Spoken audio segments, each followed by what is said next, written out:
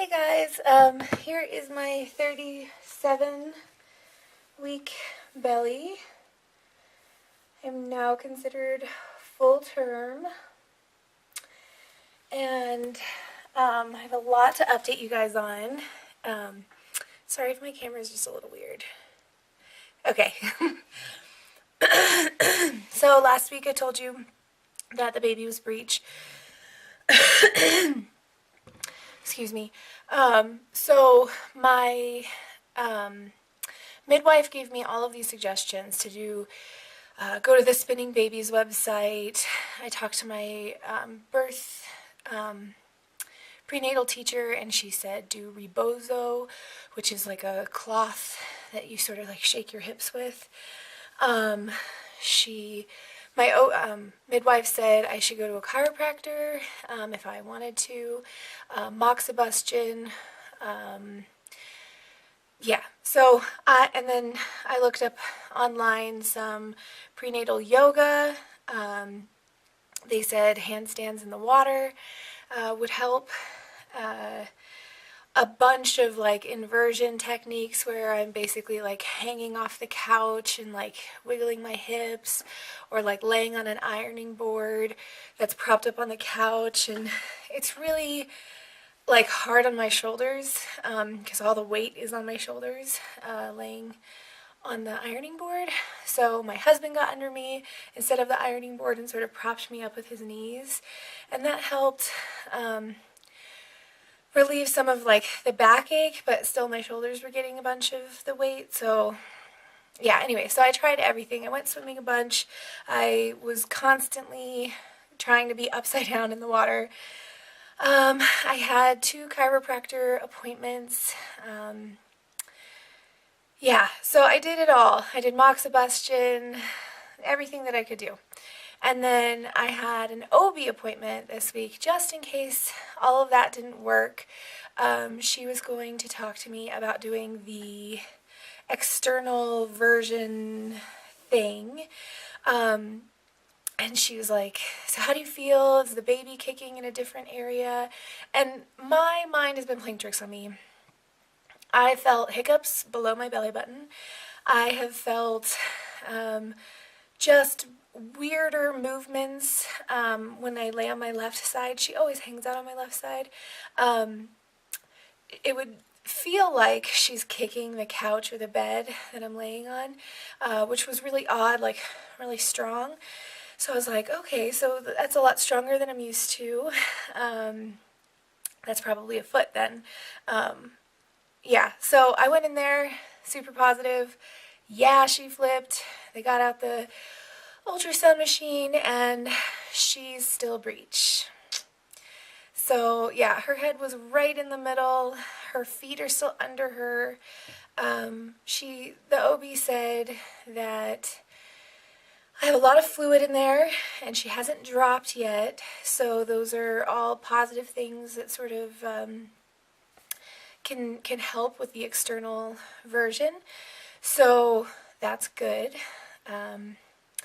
She's going to call me this morning, which quickly running out of time here. I only have about 45 minutes left in the morning to schedule me an appointment for Thursday to do this in the hospital.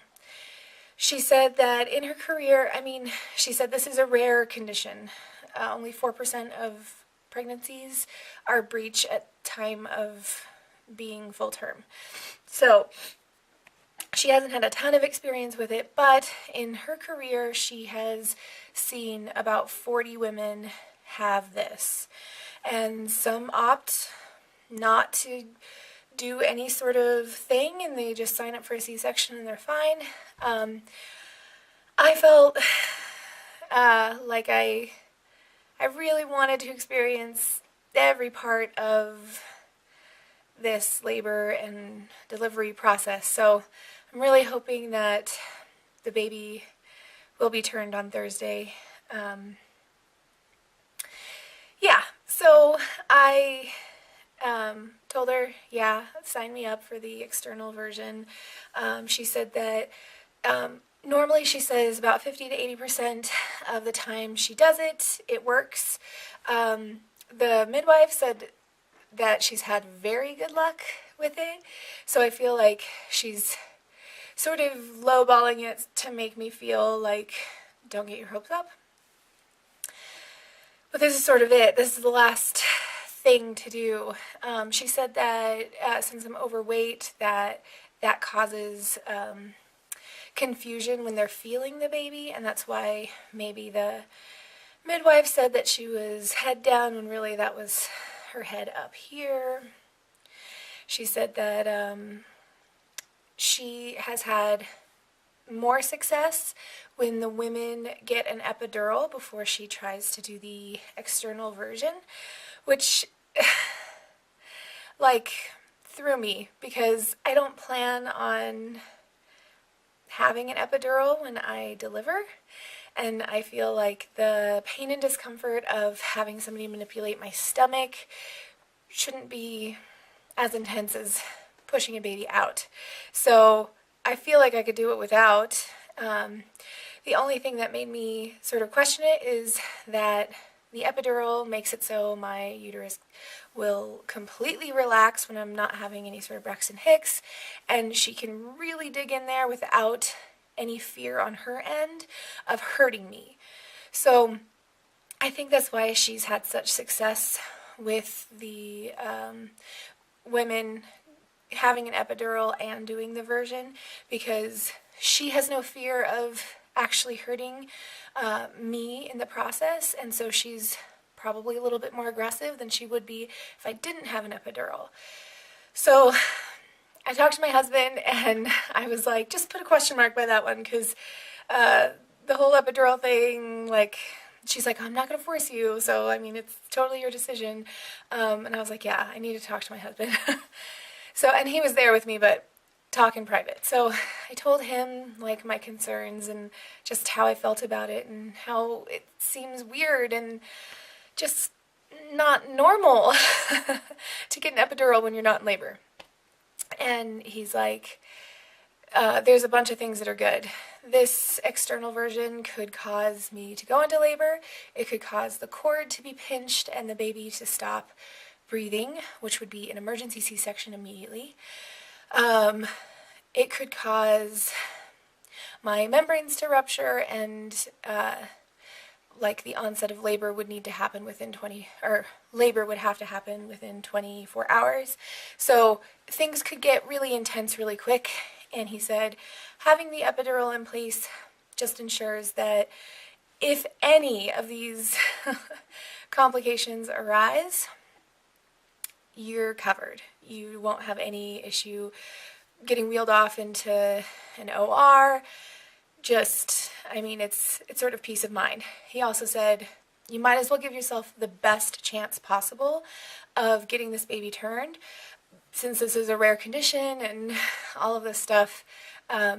Just give yourself every opportunity to get the baby turned around.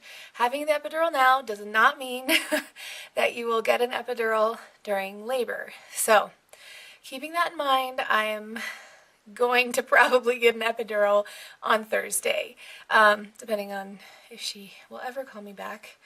That'd be great. Oh, excuse me. I need to turn down my phone.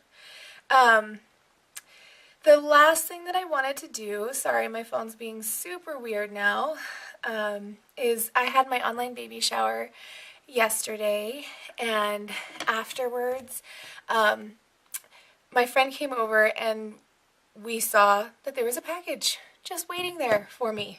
So, this is my last gift from my online baby shower. It's in this giant box.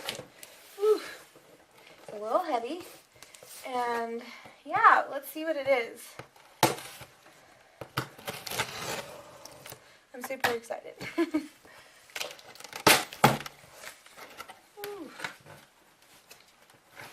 Okay, that's not gonna work.